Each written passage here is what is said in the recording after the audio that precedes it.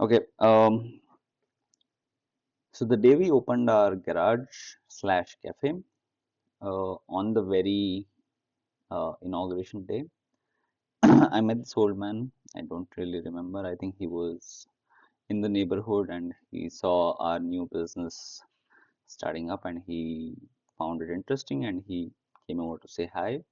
Uh, and since it was our first day, we were kind of interacting with our customers, just taking some feedback uh, on things we could improve or the kind of things they would like to see from us. Uh, us being a small business.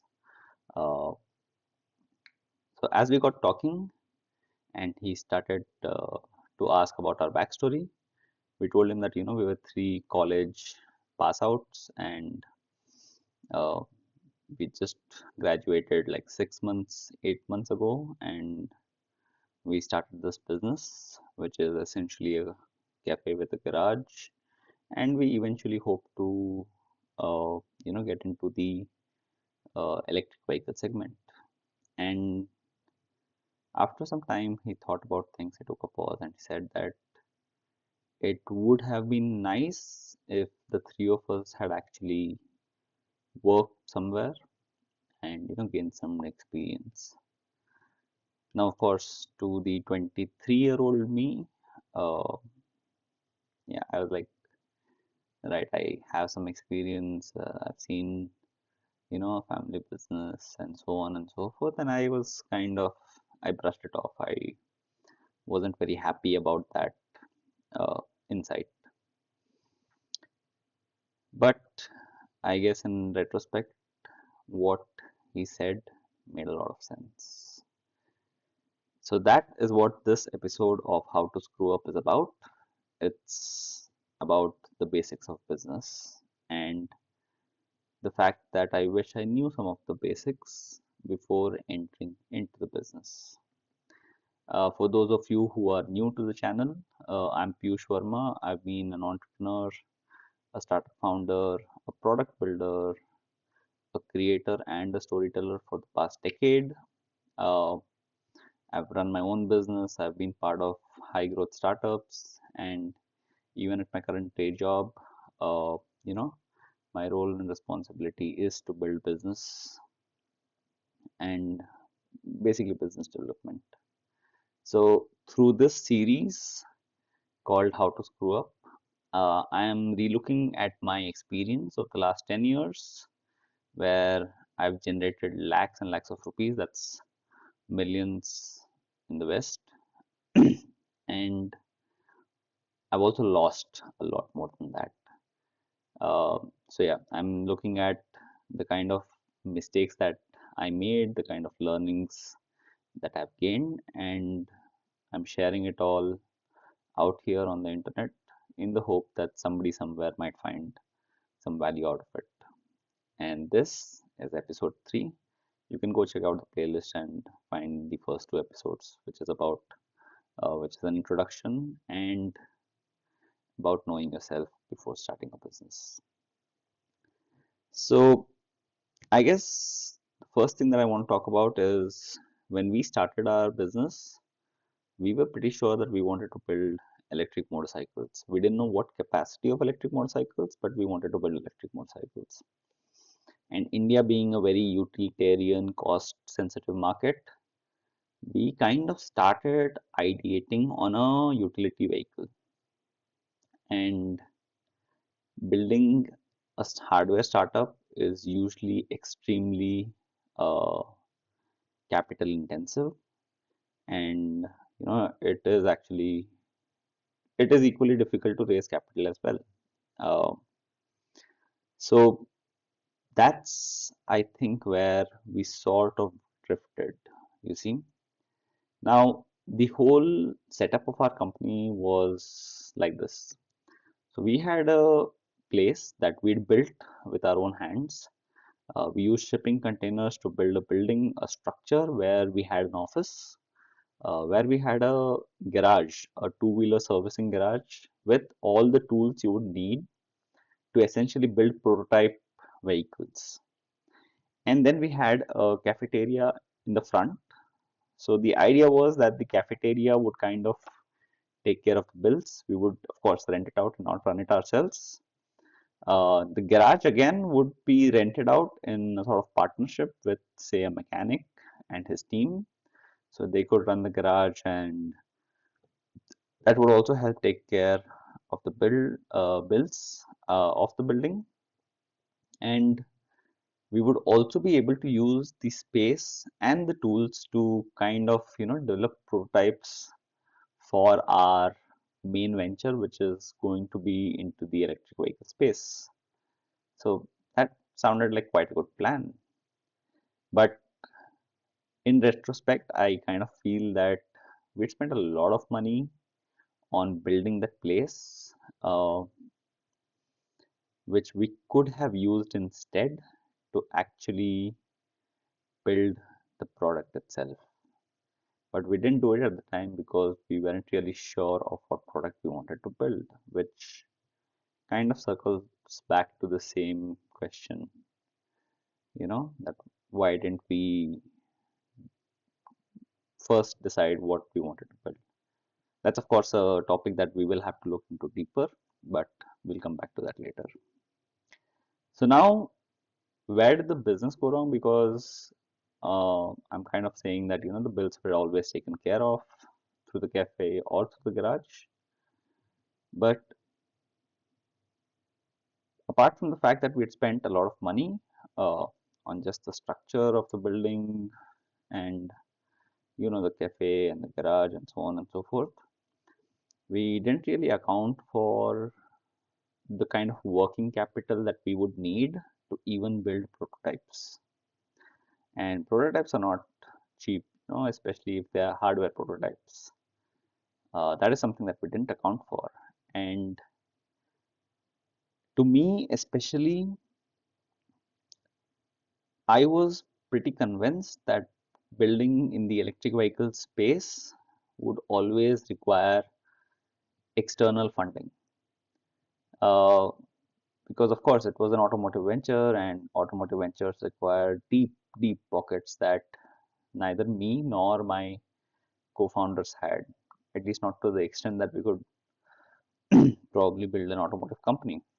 So our focus, uh, and especially my focus from day one, was in being able to get an investor.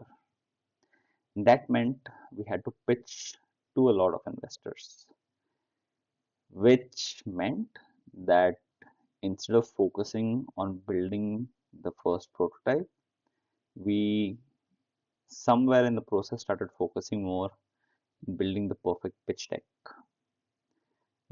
Our priority had subconsciously shifted, and we kind of started getting this feedback a little bit indirectly. I mean, by reading through the lines when we started speaking to a lot of investors. We met a lot of them, in fact, and while the investors were sort of, uh, I guess they were impressed with the pitch, but when it came to actually seeing what we'd built, it wasn't really the product. We were just telling them what we had built apart from the product. That could be the cars that we built in college, that could have been the entire cafe and garage that we had built. But what had we built in reference to the pitch they were making, that we were making, that was kind of absent. So I guess that's one way to do business where you rely on external funding, but then you have to make sure that you actually have uh, your priorities set straight. Continue the product development, make sure that you have enough uh, funding, you've got enough resources to be able to build the first prototype on the basis of which you plan to onboard an investor. And then there is the other way of doing business, which we learned quite late, but that could have also been a great approach. So you see, apart from just building or servicing motorcycles and two-wheelers in our garage, we were also building custom motorcycles. Now, the whole business of custom motorcycles is not really scalable, I would call, not to the extent of a startup, but it was still a good small business. In fact, in the first year when we built custom motorcycles, I think that was the business that was actually earning us the uh, best amount of margins. And with custom motorcycles, you can always build the accessory business. You don't have to build full motorcycles, you could build parts. You could build luggage systems, you could build handlebars, um, you could build other accessories that go on to motorcycles or accessories for riders, so on and so forth. Now, this approach is where you actually start building a small business and then you scale that.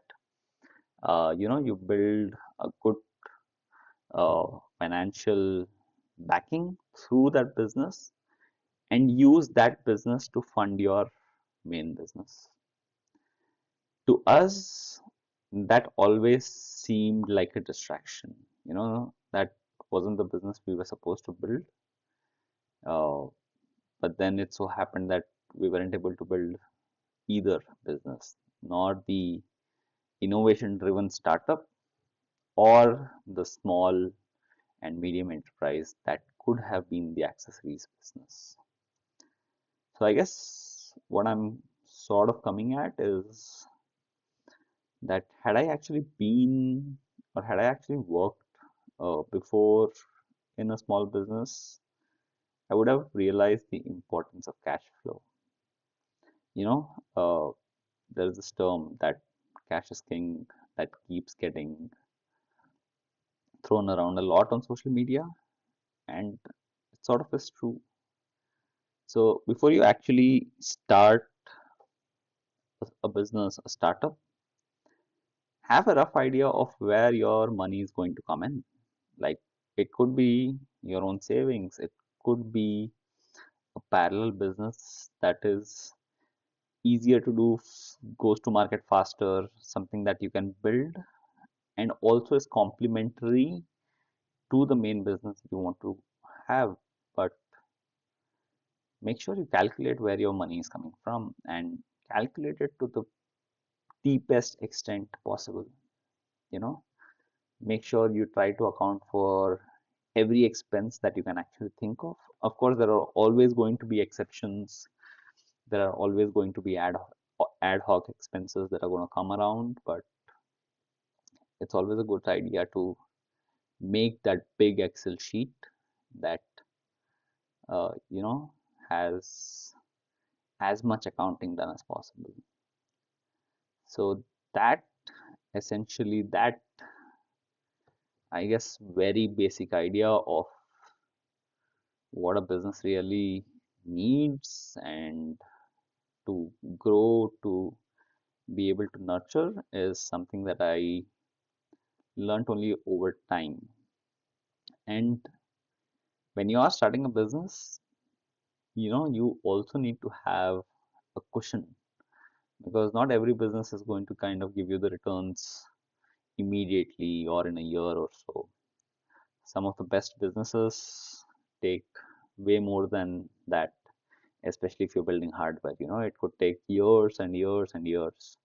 So you need to be able to predict and be prepared for a cushion. I mean, for that period that you can actually work on your business.